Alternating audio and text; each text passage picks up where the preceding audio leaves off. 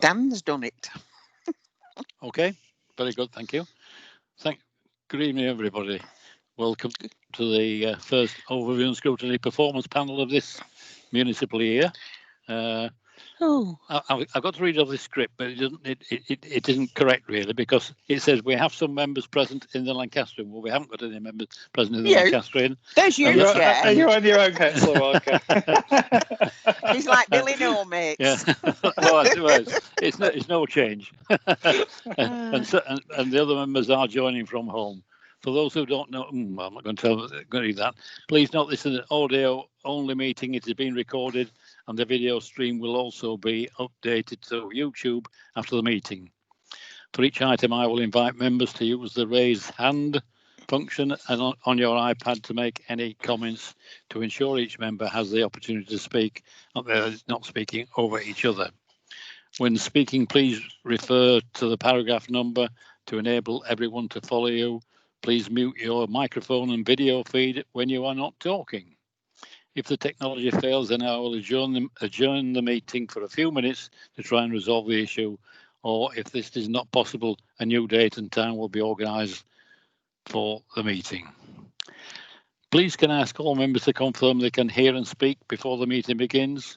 I will call out each member. Councillor Roy Lees. Here, Chair. Councillor Christopher Franz. He's not on the screen, is he? Councillor Hilton. Present, Chair. Councillor Marion Lowe. Present, Chair. Thank you. Councillor June Molyneux. Here, Chair. Thank you.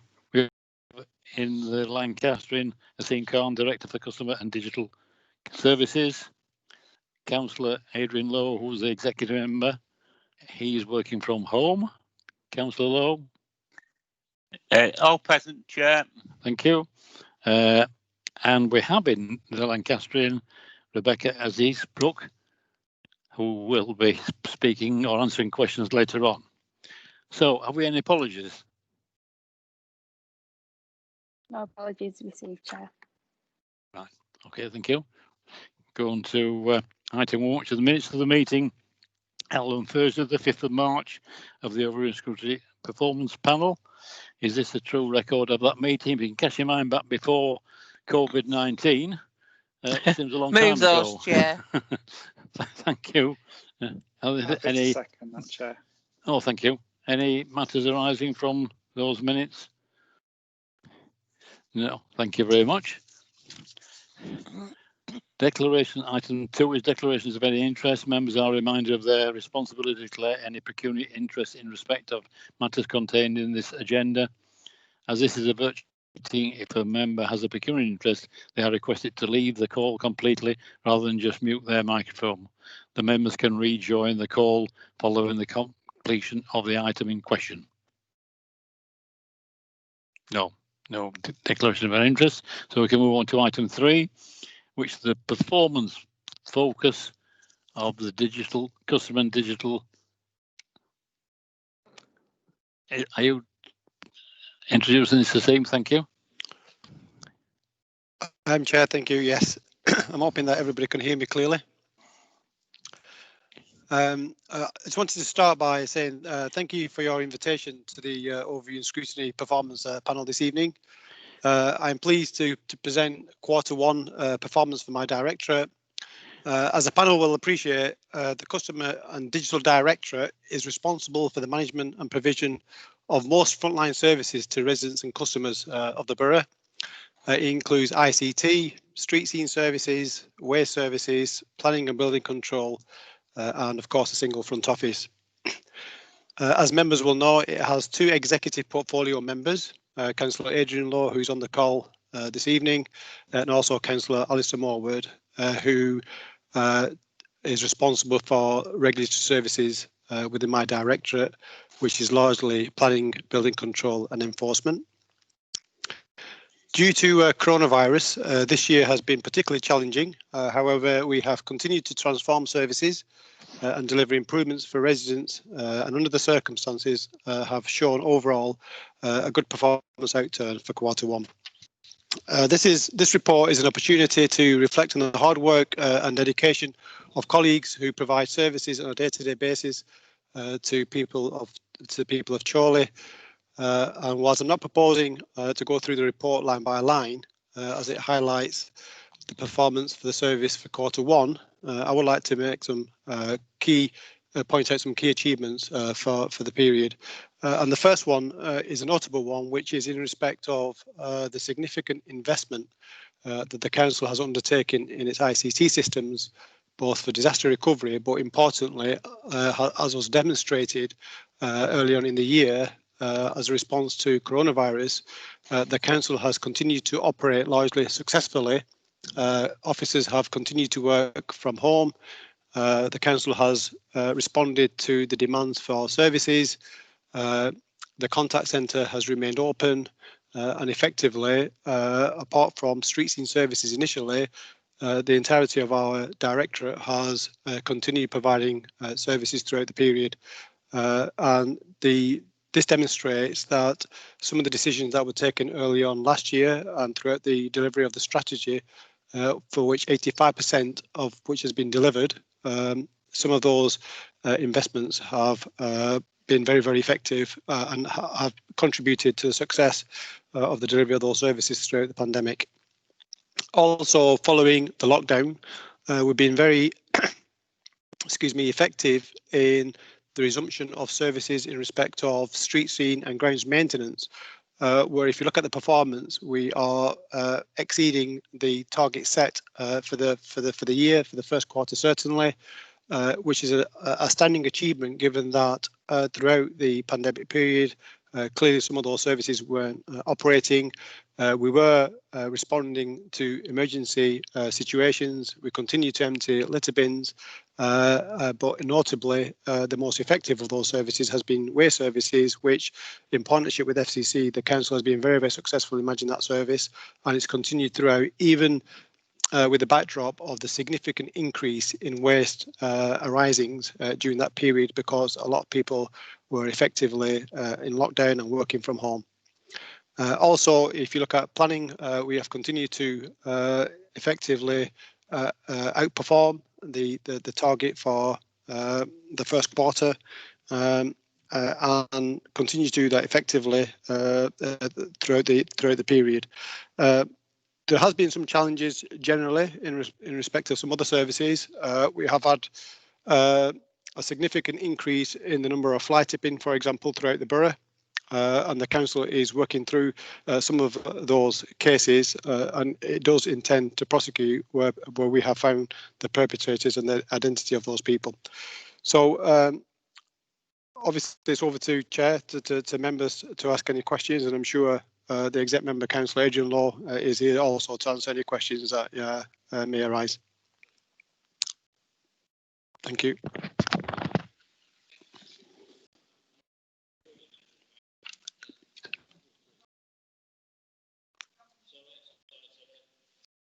I keep turning it on and off. Yes, we've got what I'm saying is the performances are very good. Everything seems to be going very well, and I congratulate yourself and all the officers and the exec member for the work you've done over the last few months, especially with the COVID-19 problems. So, any questions? I've got one or two, just more observations rather than questions. On the refuse collection, of course, you've altered the system or in certain areas. How has that gone on this last month, or is it early days to assess it? Well, we are part way through making those changes, which affects almost 20,000 residents throughout the borough, and largely that has been a very, very successful transition. But quite clearly, it's not concluded yet. But so far, the response has been from residents been fantastic. Clearly, the proof of this will be once we get to a point at which we are revisiting those same properties once the changes have been established, because we're still midway through. But effectively, I'm confident that that will go without any issue, and hopefully it will help improve the performance of the contractor, because essentially it introduces significantly more efficiencies within the collection rounds. Okay, thank you. Can you just ask make a comment about this grass cutting, which as you say, has gone very well. But certainly areas of Whittle and Clayton, we've had this problem with the white flower areas, where we've only got a 2 metre gap by the side of the paths, and then the rest has been allowed to grow ad lib, all through the summer, which has caused a lot of comments from a lot of residents in my area. This might not be all over the borough, I don't know. And some of the white flowers have flowered and some haven't, and we've been left with nettles and dockweed and dock leaves and everything else, really. Is this something you're going to look at in the long term for next year, or is it just going to continue as it's done this year? Well, just in terms of some background and context to this change, the council is responding to a significant awareness nationally of people who wish to see more green space, more wildflower and wildlife corridors to support some of the biodiversity issues that people have that's been highlighted generally, but obviously people have taken more and more interest of this, and it was exacerbated also during the lockdown when people actually saw a significant change in the landscape. So last year we introduced a program where we would try and brighten up certain aspects of the key interchanges within the borough, key intersections, particularly on the highway, and introduce wildflower and wildlife corridors. The wildlife program itself has been very, very successfully delivered and has had significant support throughout the borough from residents. The point that you are, or the issue that you're referring to, is more in relation to the wildlife corridors, which has in the main been very, very successful. But I appreciate that in some areas within the borough, some residents, particularly where it's close to residential areas, have not taken to that policy change, if you like. And what we are doing is continuously reviewing this as we go along. In certain cases, we have attended those areas where residents particularly have raised concerns about wildlife, about the wildlife meadows and the corridors that we've created, and cut the grass as we had done previously. But largely in relation to significant areas of highway, we're continuing with that programme because it's something that overall residents do support. But again, I would make this point that in certain areas where there's an overwhelming concern from residents about the extent of that, the impact of that programme, obviously we'll review it as we go along. Very good. Thank you for that. I've got two councillors want to ask questions, or three now. I'll start with Councillor Lees, please. Right, thank you, Chair.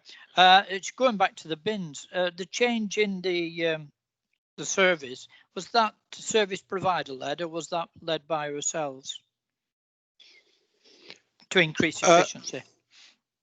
Right, well, in terms of the actual contract, the council agreed with the contractor, FCC, pre-contract, that it would commit to undertaking a review of the collection rounds throughout the borough, because they had been largely untouched for the last decade or so, and it was felt that significantly more efficiencies could be derived out of that contract, which was essentially delivered early on at the start of that contract in terms of the efficiency savings for the council, but actually had not been undertaken, or the contractor hadn't capitalised on those because it was subject to that review. So the council committed during its pre-contract, pre-commercial discussions that is something that it would undertake as part of that contract in the first 12 to 24 months. Clearly, there's been some issues generally with the pandemic and a few other operational stability issues that we wanted to ensure were in place, and obviously that's now just recently started happening. But it was a joint commitment that was entered into as part of the contract negotiations. Yeah, I appreciate the commitment, but the actual route, was it the service provider who came along with the new routes, or the council? So sorry, Councillor Lees. Yeah, the contractor, based on the information that they already had when they inherited the contract, and a combination of the experience and running that contract operationally on the ground, came up with proposals working with a third-party a route optimization service provider who looked at all the areas and came up with the best possible routes to configure. Clearly, there may be some further changes that may be necessary as a result of the changes that have been currently been implemented, but only time will tell. That's right. That's fine. You know, I'm all in favour of it. You know, so no problem. Thank you very much. Yeah, Councillor Hilton. Yeah, it's just a query really about COVID. Obviously, things have changed due to COVID, but it's only going to get worse again. And I'm just wondering what actions you have in place to sort of mitigate some of the problems that you might have with COVID moving forward. Thanks for that question, Councillor Hilton. As I started off by saying, I think the council generally has been well placed responding to the COVID pandemic, particularly in relation to making sure that services continue to be delivered, because we've had the ability to be able to connect with members, with officers and with residents because of the investment that we've undertaken in our ICT infrastructure. So in respect of that, my view is that we're in a very, very good position to be able to respond to any requirements for service provision. Where it becomes more of a challenge is where we are required to physically deliver some of those services, and that will all depend on what the national position is in terms of any potential lockdown. But clearly we have contingency plans in place to be able to respond to that effectively. If you've got any particular specific concerns, that's a general response in relation to the overall services that my director provides. But as was demonstrated, for example, with the waste collections, we continue with that during the lockdown. In relation to litter bins and emergency service, we continue with providing those. Clearly, if it's non-emergency services, then that all depends on the response to the national position. Before I can comment on that. Okay. Do you want to come back, Councillor Hilton? No, I mean, it's difficult to actually come up with a plan of action when you don't exactly know what you're facing. I mean, I think the council have done actually a very good job in the circumstances, but I do think with the winter pressures and things are going to get pretty bad. But if I can think of some specifics, I'll address it with us via email. Thank you. Okay, thank you. Councillor Molyneux. Thanks, Chair. It's going back to the wildlife planting and the corridors. It's been very popular in my area. It really has. Lots of positive comments about seeing the plants, and it's nice to see a bit of colour there. And we need to re-educate people. You know, that we're doing it for a reason. I'm a home for a bee. We did suggest when we were doing this planting that we would actually put these notices up. You know, like this area hasn't been abandoned. It's for wildlife, that kind of thing. Yeah. So I think perhaps we need to get that message out to people so that they realise what we're doing it for. We're not just doing it to leave it, you know. Yeah. And that is noted. We did make a commitment to put up some signage and promote those areas, which we will do as part of the rollout of the programme next year. Okay. Okay. All right. Do you want to come back on thanks. that? No, thank you. Oh, No. Thank you. Right. Can I just ask one further question? Council tax collection, you're saying that is down in this quarter.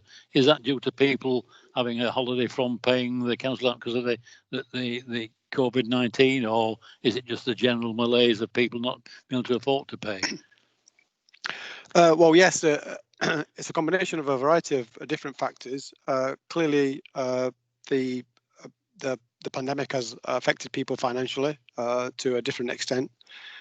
We initially the council suspended recovery action during the first 3 months of the pandemic to try and help people throughout that difficult financial period. And that has had some implication on the income for collection of council tax. But to be perfectly honest, whilst the collection is down comparable to last year, and it remains to be seen how we perform for the remainder of the year. the overall impact has not been as significant as I was expecting in that particular area. So yes, it's a combination of reasons, mainly due to COVID-19, and we have tried to help people and support people wherever possible by extending and rescheduling their payment instalments. But largely, it's a direct contributor to the position that we find ourselves as a result of COVID-19. Yes. Yeah. Okay. Thanks for that, Councillor Lees. Do you want to ask another question? No, you've turned it, off. Okay, thank you. Oh, okay. Just Yeah. one final thing. Planning looks to be looking good. I think 2 years ago, when you came before this panel, you were concerned about the planning, not getting applications through in time and what have you. But now it looks to be working 100% really. Is that due to more staff or more efficiencies or what really? But We're just well good. done for the result you've got. Well, Jim, well We're done. just It's a combination of all those factors, not least because of the commitment of the officers who work in that particular section. This is an area that fluctuates quite a lot depending on what's happening, but clearly there's significantly more demand on the pressure to build more homes, and a combination of efficiencies in automation within the service, changes in staffing, changes in management of that particular service has culminated in an overall improvement in the performance for that service. Yeah. So it's a combination of all those factors, to be honest, which has helped overall. Yeah. No. Well done to get it back to these figures, really. Chair. Can I just comment? Sorry. Yeah, Can I just comment on that? Yeah, I would like to thank the staff because they have worked extremely hard in extremely difficult conditions. We've carried on with site visits. We were the first ones at planning to actually have our meetings. We were the first ones back on the cycle, having them all over the telephone, the first ones we had, you know. So we've continued with the planning service as best we can in very difficult circumstances, really. And we've had some large applications come through. They've not been small ones, and we've carried on with site visits. So it's thanks to the hard work of the staff. Yeah. Oh, yes, I agree. Yes. Well done to everybody. Just before we leave this, as it seems, Councillor Adrian Lowe, have you any comments to make about this report? Yeah, thanks, Chair. In terms of as far as my directorate is my part of the directorate is concerned, I just want to place it on record my thanks to the staff right across the board, whether it's from IT through to customer services to street scene, for the tremendous work they've done right through this, in effect, COVID crisis, and will continue to do. Just a couple of quick observations. Obviously, noting the small budget variance compared to, I think, an overall budget of 6 million or so, were I think 0.5% variance out. So that's good going.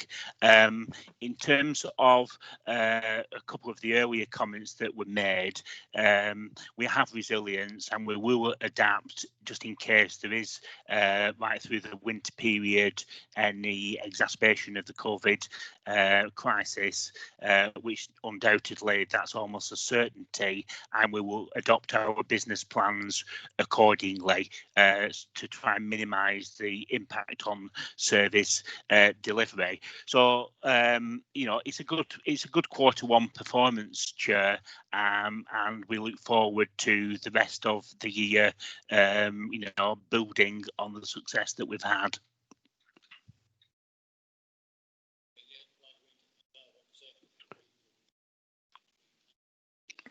You're muted, John.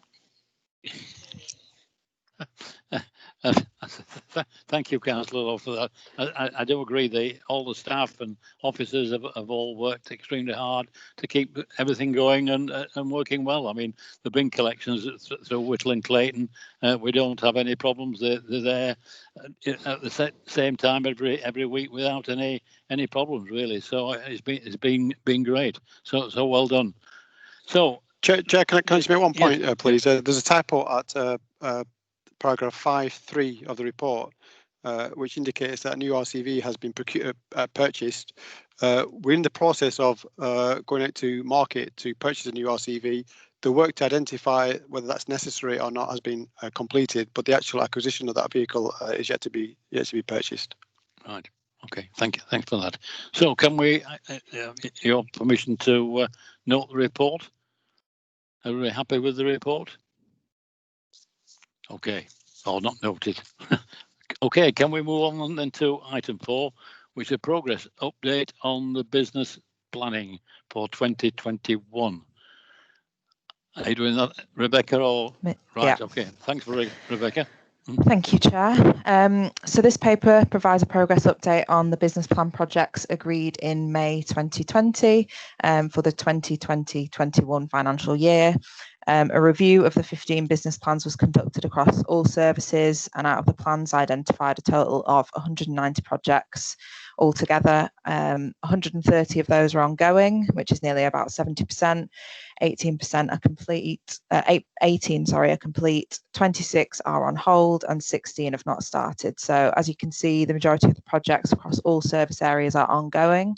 Some highlights of the work completed so far can be found at point 10 of the report, which includes delivery of the recovery following COVID-19 lockdown, delivery of shared services phase 1, and delivering phase 2 of making tax digital, just to touch on a couple of those. And then for those that are not ongoing, there's 12 that have been put on hold. This is mainly just due to delays with some decision making, funding issues, and external factors. More detail on this can be found at Appendix B. And then 10 projects that have not started yet. This is mainly due to having start dates that commence later in the year, as they're dependent on other activities being completed first. So out of those, it's anticipated that all of these projects will be completed by March 2021, which is when the business planning period comes to an end.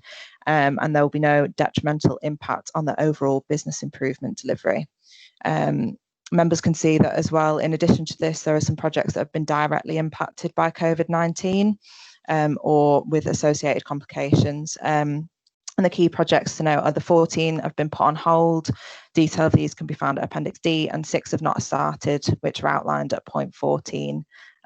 These issues are being closely monitored by project managers to ensure delivery is secured going forward. So looking across the whole programme compared to last year, there's a couple more on hold and not started, but in the main, the majority are ongoing. And to mitigate any risks to ensure the plans continue to be delivered, measures are being taken across services to monitor this and manage progress. This includes rescoping any projects to ensure that they accommodate the new service needs following COVID-19, as well as reprofiling timescales to reflect current resourcing. So yeah, that should be everything. So any questions? That's great. So we've got any questions? I've just got a couple on page 11. Sorry. I have, Chair. Yes, yes. Sorry, I've seen your little hand going up. Yes, Joe. Yeah. Well, I've one comment and a question. The comment is, with the events programme on page 22, Charlie Live, the online event seemed to be very successful. You know, it's because it was a shame to lose Charlie Live, but going online seems to have been a success. But my question is, KGV, the King George V playing fields in Adlington, that's one of the projects on hold. Now, have the stakeholders, the people involved, been notified of this? Because I've been contacted a few times by the football club asking what's going on and what's happening and what progress has been made. I'm currently not aware if they have been contacted, but I can definitely find that out for you, Councillor Molyneux. I know that. Yeah. Oh, go on. Well, I was going to say, I think they need to be, because they want to know, you know, what's happening and what, you know. I'll get in touch with the Play and Open Spaces team for you. Okay, thank you. Okay. Thank you, Chair. Right, I've just got a couple of questions. On page 11, project not started. There's one there that says legal and procurement, develop and implement procurement training for officers. Haven't we currently got a procurement department? I thought we had. Is this a question of keeping up with modern HR problems and health and safety and things like that, is it? Yep, so to my knowledge, I think it's to do with the fact that those two services have now been introduced into one team under shared services. So I think it's just making sure that everyone's got the same amount of skills across the board, and like you say, as long as they're up to date and keeping up to date with current legislation. Yeah. Okay, thank you for that. And just on page 23, projects not started. There's quite a few. Where we're seeing it about what is it? I've lost track now. Oh, Primrose Gardens. Yeah. I thought that was all complete and finished with it, and there's about occupancy of about 80%. Is that right? That is correct. Yeah. Let me just check which. It's on page 23, item Appendix D. Appendix D. Let me just double check for you. Yes, I think that is the open days. So for new people coming in, they normally have open days, and I think due to social distancing, they've not been able to put those on in the same way that they wanted to. So normally they invite prospective residents in to have a look at the facilities and things like that. I think that's currently just been put on hold, just because of social distancing. They can't do it in the same way as they would have liked to have done. Yeah. Okay. Thank you for that. And presumably the street scene is on hold. Things like Green Flag Awards and all these things are held up because of the COVID. Yeah. It says here about the increase in demand for burials at Chorley and Adlington Cemetery. Is that something you're dealing with, or is there a backlog, or what really? Not to pass this on, but Asim actually might be better to answer this question. Well, we put contingency plans in place to respond to any increase in demand during COVID. But so far, we managed to keep within the threshold. So essentially, the demand has been generally what we would expect to see throughout the course of the year. It's not surged in a particular way that has caused any operational issues. Right. Okay. Thanks for that. Has anybody got any further questions? Any comments from anybody?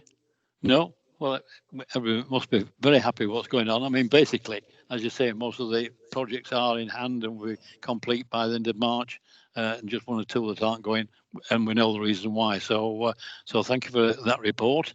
Has that got to be noted? Yes, the report's got to be noted. Can I have your permission to get it noted? Thank you. Move it, Chair. Thank you. And with that, very quick meeting. Can I thank you for your attendance? And I won't say safe journey home like I normally do, but just say keep well. And thank you have much. a safe journey, Chair. Yeah, thank you very much. Yeah, absolutely. Chair. Yeah, thank you. Right. Good night, everybody. Good night. Good night. I see the cat Yeah, put its appearance. Yeah. The cat, like this.